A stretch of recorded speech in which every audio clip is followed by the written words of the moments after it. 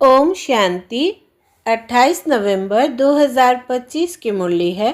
मुख्य रूप से बाबा ने कहा, तुम्हारा कर्तव्य है अपनी पढ़ाई में अच्छी रीति लग जाना और बातों में नहीं जाना है। बाप तुम्हें नैनों पर बिठाकर गले का हार बनाकर साथ ले जाएंगे। बाकी तो सबको अपना अपना हिसाब किताब चुकतू करके जाना ही है। बाप आए हैं सबको अपने साथ घर ले जाने। आगे कहा, याद की यात्रा में रहकर सच्ची सच्ची दीपावली रोज मनानी है। अपना नया खाता 21 जन्मों के लिए जमा करना है। ड्रामा के राज को बुद्धि में रख पढ़ाई के सिवाय और किसी भी बात में नहीं जाना है। सब हिसाब किताब चुकतू करने हैं। अब सुनते हैं महावाक्यों को विस्तार से। बाबा ने कहा, मीठे बच्चे, यह भूल भुलैया का खेल है। तुम घड़ी घड़ी बाप को भूल जाते हो। निश्चय बुद्धि बनो तो इस खेल में फंसेंगे नहीं। प्रश्न है, कयामत के समय को देखते हुए तुम बच्चों का कर्तव्य क्या है? उत्तर, तुम्हारा कर्तव्य है अपनी पढ़ाई में अच्छी रीति लग जाना और बातों में नहीं जाना है। बाप तुम्हें नैनों पर बिठाकर गले का हार बनाकर साथ ले जाएंगे। बाकी तो सबको अपना अपना हिसाब किताब चुकतू करके जाना ही है। बाप आए हैं सबको अपने साथ घर ले जाने। गीत है दूर देश का रहने वाला। ओम शांति। रूहानी बाप रूहानी बच्चों को बैठ समझाते हैं। भारत खास और दुनिया आम सब विश्व में शांति चाहते हैं। अब यह तो समझना चाहिए, जरूर विश्व का मालिक ही विश्व में शांति स्थापन करते हैं। गॉड फादर को ही पुकारना चाहिए कि आकर विश्व में शांति फैलाओ। किसको पुकारे वो भी बेचारों को पता नहीं है। सारे विश्व की बात है ना, सारे विश्व में शांति चाहते हैं। अब शांति का धाम तो अलग है, जहाँ बाप और आप आत्माएं रहती हो। यह भी बेहद का बाप ही समझाते हैं। अब इस दुनिया में तो ढेर के ढेर मनुष्य है, अनेक धर्म है। कहते हैं एक धर्म हो जाए तो शांति हो। सब धर्म मिलकर एक तो हो नहीं सकते। त्रिमूर्ति की महिमा भी है। त्रिमूर्ति के चित्र बहुत रखते हैं। यह भी जानते हैं ब्रह्मा द्वारा स्थापना किसकी? सिर्फ शांति की थोड़ी होगी। शांति और सुख की स्थापना होती है। इस भारत में ही 5000 वर्ष पहले जब इनका राज्य था तो जरूर बाकी सब जीवात्माएं जीव को छोड़ अपने घर गई होंगी। अब चाहते हैं एक धर्म, एक राज्य, एक भाषा। अब तुम बच्चे जानते हो बाप शांति सुख संपत्ति की स्थापना कर रहे हैं। एक राज्य भी जरूर यहाँ ही होगा ना। एक राज्य की स्थापना हो रही है। यह कोई नई बात नहीं। अनेक बार एक राज्य स्थापन हुआ है। फिर अनेक धर्मों की वृद्धि होते होते झाड़ बड़ा हो जाता है। फिर बाप को आना पड़ता है। आत्मा ही सुनती है, पढ़ती है। आत्मा में ही संस्कार है। हम आत्मा भिन्न भिन्न शरीर धारण करती है। बच्चों को इस निश्चय बुद्धि होने में भी बड़ी मेहनत लगती है। कहते हैं बाबा घड़ी घड़ी भूल जाते हैं। बाप समझाते हैं यह खेल भूल भुलैया का है। इसमें तुम जैसे फंस गए हो। पता नहीं है हम अपने घर अथवा राजधानी में कैसे जाएंगे। अब बाप ने समझाया है, आगे कुछ नहीं जानते थे। आत्मा कितनी पत्थर बुद्धि बन जाती है।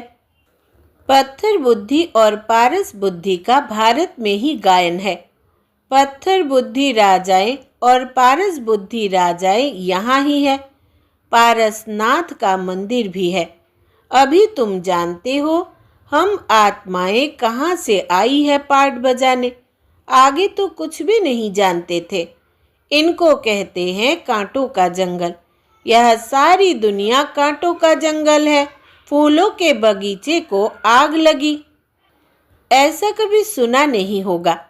हमेशा जंगल को आग लगती है। यह भी जंगल है, इनको आग लगनी है ज़रूर। भंभोर को आग लगनी है। इस सारी दुनिया को ही भंभोर कहा जाता है। अभी तुम बच्चों ने बाप को जान लिया है। सम्मुख बैठे हो। जो गाते थे तुम ही से बैठूं, वो सब कुछ हो रहा है। भगवान उवाच तो ज़रूर पढ़ेंगे ना। भगवान उवाच बच्चों प्रति ही होगा ना। तुम जानते हो भगवान पढ़ाते हैं। भगवान कौन है? निराकार शिव को ही कहेंगे। भगवान शिव की पूजा भी यहाँ होती है। सतयुग में पूजा आदि नहीं होती, याद भी नहीं करते। भक्तों को सतयुग की राजधानी का फल मिलता है। तुम समझते हो, हमने सबसे ज्यास्ती भक्ति की है, इसलिए हम ही पहले पहले बाप के पास आए हैं। फिर हम ही राजधानी में आएंगे। तो बच्चों को पूरा पुरुषार्थ करना चाहिए नई दुनिया में ऊंच पद पाने। बच्चों की दिल होती है अब हम जल्दी नए घर में जाए। शुरू में ही नया घर होगा, फिर पुराना होता जाएगा। घर में बच्चों की वृद्धि होती जाएगी। पुत्र पोत्रे पर पोत्रे वो तो पुराने घर में आएंगे ना। कहेंगे हमारे दादा परदादा का यह मकान है। पीछे आने वाले भी बहुत होते हैं ना। जितना जोर से पुरुषार्थ करेंगे तो पहले नए घर में आएंगे। पुरुषार्थ की युक्ति बाप बहुत सहज समझाते हैं। भक्ति में भी पुरुषार्थ करते हैं ना। बहुत भक्ति करने वालों का नाम बाला होता है। कई भक्तों की स्टैंप भी निकालते हैं। ज्ञान की माला का तो कोई को पता नहीं है। पहले है ज्ञान, पीछे है भक्ति। यह तुम बच्चों की बुद्धि में है। आधा समय है ज्ञान, सतयुग त्रेता। अभी तुम बच्चे नॉलेजफुल बनते जाते हो। टीचर सदैव फुल नॉलेज वाले होते हैं। स्टूडेंट में नंबरवार मार्क्स उठाते हैं। यह है बेहद का टीचर। तुम हो बेहद के स्टूडेंट। स्टूडेंट तो नंबरवार ही पास होंगे, जैसे कल पहले हुए हैं। बाप समझाते हैं तुमने ही 84 जन्म लिए हैं।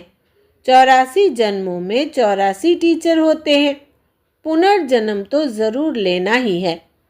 पहले ज़रूर सतो प्रधान दुनिया होती है, फिर पुरानी तमो प्रधान दुनिया होती है। मनुष्य भी तमो प्रधान होंगे ना। झाड़ भी पहले नया सतो प्रधान होता है। नए पत्ते बहुत अच्छे अच्छे होते हैं। यह तो बेहद का झाड़ है, ढेर धर्म है। तुम्हारी बुद्धि अब बेहद तरफ जाएगी। कितना बड़ा झाड़ है। पहले पहले आदि सनातन देवी देवता धर्म ही होगा, फिर वैरायटी धर्म आएंगे। तुमने ही 84 वैरायटी जन्म लिए हैं, वो भी अविनाशी है। तुम जानते हो कल्प कल्प 84 का चक्र हम फिरते रहते हैं। 84 के चक्र में हम ही आते हैं। 84 लाख जन्म कोई मनुष्यों की आत्मा नहीं लेती है। वो तो वैरायटी जानवर आदि ढेर है, उनकी कोई गिनती भी नहीं कर सकते। मनुष्य की आत्मा ने 84 जन्म लिए हैं। तो यह पाठ बजाते बजाते एकदम जैसे टायर्ड हो गए हैं, दुखी बन गए हैं। सीढ़ी उतरते सतो प्रधान से तमो प्रधान बन गए हैं। बाप फिर तमो प्रधान से सतो प्रधान बनाते हैं। बाप कहते हैं मैं तमो प्रधान शरीर, तमो प्रधान दुनिया में आया हूँ। अब सारी दुनिया तमो प्रधान है। मनुष्य तो ऐसे कह देते हैं सारे विश्व में शांति कैसे हो। समझते नहीं कि विश्व में शांति कब थी। बाप कहते हैं तुम्हारे घर में तो चित्र रखे हैं ना, इनका राज्य था तो सारे विश्व में शांति थी। इनको स्वर्ग कहा जाता है। नई दुनिया को ही हेवन गोल्डन एज कहा जाता है। अभी यह पुरानी दुनिया बदलनी है। वो राजधानी स्थापन हो रही है। विश्व में राज्य तो इनका ही था। लक्ष्मी नारायण के मंदिर में बहुत मनुष्य जाते हैं। यह थोड़ी किसकी बुद्धि में है कि यही भारत के मालिक थे। इनके राज्य में जरूर सुख शांति थी। 5000 वर्ष की बात है जब इनका राज्य था। आधा कल्प के बाद पुरानी दुनिया कहा जाता है। इसलिए धंधे वाले स्वास्तिका रखते हैं चोपड़े में। इनका भी अर्थ है ना, वो तो गणेश कह देते हैं। गणेश को फिर विघ्न विनाशक देवता समझते हैं। स्वास्तिका में पूरे 4 भाग होते हैं। यह सब है भक्ति मार्ग। अभी दीपावली मनाते हैं। वास्तव में सच्ची सच्ची दीपावली याद की यात्रा ही है, जिससे आत्मा की ज्योति 21 जन्मों के लिए जग जाती है। बहुत कमाई होती है। तुम बच्चों को बहुत खुशी होनी चाहिए। अभी तुम्हारा नया खाता शुरू होता है नई दुनिया के लिए। 21 जन्मों के लिए खाता अभी जमा करना है। अब बाप बच्चों को समझाते हैं।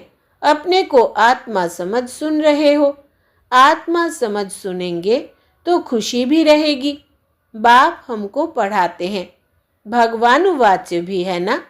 भगवान तो एक ही होता है। जरूर वो आकर शरीर लेता होगा, तब भगवानुवाच्य कहा जाता है। यह भी किसको पता नहीं है, तब नेति नेति करते आए हैं। कहते भी है वो परम पिता परमात्मा है, फिर कह देते हम नहीं जानते। कहते भी है शिव बाबा, ब्रह्मा को भी बाबा कहते हैं। विष्णु को कभी बाबा नहीं कहेंगे। प्रजापिता तो बाबा ठहराना। तुम हो बीके। प्रजापिता नाम ना होने से समझते नहीं है। इतने ढेर बीके है तो जरूर प्रजापिता ही होगा। इसलिए प्रजापिता अक्षर जरूर डालो तो समझेंगे प्रजापिता तो हमारा ही बाप ठहरा। नई सृष्टि जरूर प्रजापिता द्वारा ही रची जाती है। हम आत्माएं भाई भाई है, फिर शरीर धारण कर भाई बहन हो जाते। बाप के बच्चे तो अविनाशी है, फिर साकार में बहन भाई चाहिए, तो नाम है प्रजापिता ब्रह्मा।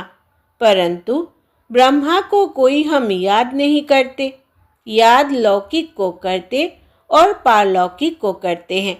प्रजापिता ब्रह्मा को कोई याद नहीं करते।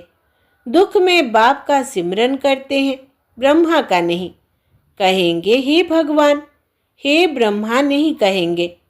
सुख में तो किसी को भी याद नहीं करते हैं। वहाँ सुख ही सुख है, यह भी किसको पता नहीं है। तुम जानते हो इस समय है 3 बाप। भक्ति मार्ग में लौकिक और पारलौकिक बाप को याद करते हैं। सतयुग में सिर्फ लौकिक को याद करते हैं। संगम पर तीनों को याद करते हैं। लौकिक भी है, परंतु जानते हैं वो है हद का बाप। उनसे हद का वर्षा मिलता है।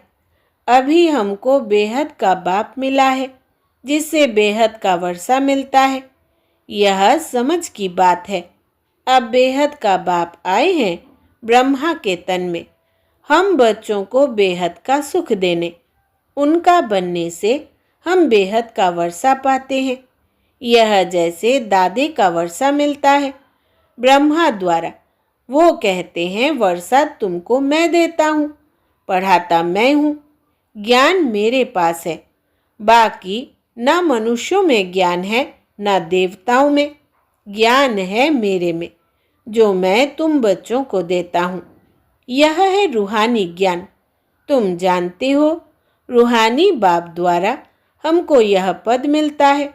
ऐसे ऐसे विचार सागर मंथन करना चाहिए। गायन है मन के जीते जीत, मन से हारे हार। वास्तव में कहना चाहिए माया पर जीत, क्योंकि मन को तो जीता नहीं जाता। मनुष्य कहते हैं मन की शांति कैसे हो। बाप कहते हैं आत्मा कैसे कहेगी कि मन की शांति चाहिए। आत्मा तो है ही शांति धाम में रहने वाली। आत्मा जब शरीर में आती है तब कार्य करने लग पड़ती है। बाप कहते हैं, तुम अब स्वधर्म में टिको, अपने को आत्मा समझो। आत्मा का स्वधर्म है शांत, बाकी शांति कहाँ से ढूंढेंगे। इस पर रानी का भी दृष्टांत है हार का। सन्यासी दृष्टांत देते हैं और फिर खुद जंगल में जाकर शांति ढूंढते हैं। बाप कहते हैं कि तुम आत्मा का धर्म ही शांति है। शांति धाम तुम्हारा घर है, जहाँ से पाठ बजाने तुम आते हो। शरीर से फिर कर्म करना पड़ता है। शरीर से अलग होने से सन्नाटा हो जाता है। आत्मा ने जाकर दूसरा शरीर लिया, फिर चिंता क्यों करनी चाहिए, वापस थोड़ी आएगी। परंतु मोह सताता है, वहां तुमको मोह नहीं सताएगा। वहां 5 विकार होते नहीं। रावण राज्य ही नहीं, वो है राम राज्य। हमेशा रावण राज्य हो तो फिर मनुष्य थक जाए, कभी सुख देख न सके। अभी तुम आस्तिक बने हो और त्रिकालदर्शी भी बने हो। मनुष्य बाप को नहीं जानते, इसलिए नास्तिक कहा जाता है। अभी तुम बच्चे जानते हो, यह शास्त्र आदि जो पास्ट हो चुके हैं, यह सब है भक्ति मार्ग। अभी तुम हो ज्ञान मार्ग में। बाप तुम बच्चों को कितना प्यार से नैनों पर बिठा कर ले जाते हैं। गले का हार बनाए सबको ले जाता हूँ। पुकारते भी सब है। जो काम चिता पर बैठ काले हो गए हैं, उनको ज्ञान चिता पर बिठाए, हिसाब किताब चुकतू कराए, वापिस ले जाते हैं। अब तुम्हारा काम है पढ़ने से, और बातों में क्यों जाना चाहिए। कैसे मरेंगे, क्या होगा, इन बातों में हम क्यों जाए। यह तो कयामत का समय है। सब हिसाब किताब चुकतू कर वापिस चले जाएंगे। यह बेहद के ड्रामा का राज तुम बच्चों की बुद्धि में है और कोई नहीं जानते। बच्चे जानते हैं हम बाबा के पास कल्प कल्प आते हैं बेहद का वर्षा लेने। हम जीव की आत्माएं हैं। बाबा ने भी देह में आकर प्रवेश किया है। बाप कहते हैं, मैं साधारण तन में आता हूँ। इनको भी बैठ समझाता हूँ कि तुम अपने जन्मों को नहीं जानते हो, और कोई ऐसे कह न सके कि बच्चों देही अभिमानी बनो, बाप को याद करो। अच्छा, मीठे मीठे सिकिलधे बच्चों प्रति माता पिता बाप दादा का याद प्यार और गुड मॉर्निंग। रूहानी बाप की रूहानी बच्चों को नमस्ते। हम रूहानी बच्चों की रूहानी माता पिता बाप दादा को याद प्यार, गुड मॉर्निंग और नमस्ते बाबा नमस्ते। धारणा के लिए मुख्य सार। पहला, याद की यात्रा में रहकर सच्ची सच्ची दीपावली रोज मनानी है। अपना नया खाता 21 जन्मों के लिए जमा करना है। दूसरा, ड्रामा के राज को बुद्धि में रख पढ़ाई के सिवाय और किसी भी बात में नहीं जाना है। सब हिसाब किताब चुकतू करने हैं। वरदान है आज का, रूहानियत की स्थिति द्वारा व्यर्थ बातों का स्टॉक खत्म करने वाले खुशी के खजाने से संपन्न भव। विस्तार है, रूहानियत की स्थिति द्वारा व्यर्थ बातों के स्टॉक को समाप्त करो, नहीं तो 1-2 के अवगुणों का वर्णन करते बीमारी के जर्म्स वायुमंडल में फैलते रहेंगे। इससे वातावरण पावरफुल नहीं बनेगा। आपके पास अनेक भावों से अनेक आत्माएं आएंगी, लेकिन आपकी तरफ से शुभ भावना की बातें ही ले जाए। यह तब होगा जब स्वयं के पास खुशी की बातों का स्टॉक जमा होगा। यदि दिल में किसी के प्रति कोई व्यर्थ बातें होगी, तो जहाँ बातें हैं वहाँ बाप नहीं पाप है। स्लोगन है, स्मृति का स्विच ऑन हो तो मूड ऑफ हो नहीं सकती। स्मृति का स्विच ऑन हो तो मूड ऑफ हो नहीं सकती। अव्यक्त इशारे, अशरीरी व विदेही स्थिति का अभ्यास बढ़ाओ। जितना जो बिजी है, उतना ही उसको बीच बीच में यह अभ्यास करना ज़रूरी है फिर सेवा में जो कभी कभी थकावट होती है, कभी कुछ ना कुछ आपस में हलचल हो जाती है, वो नहीं होगा। 1 सेकंड में न्यारे होने का अभ्यास होगा तो कोई भी बात हुई 1 सेकंड में अपने अभ्यास से इन बातों से दूर हो जाएंगे। सोचा और हुआ। युद्ध नहीं करनी पड़ेगी। अच्छा, ओम शांति।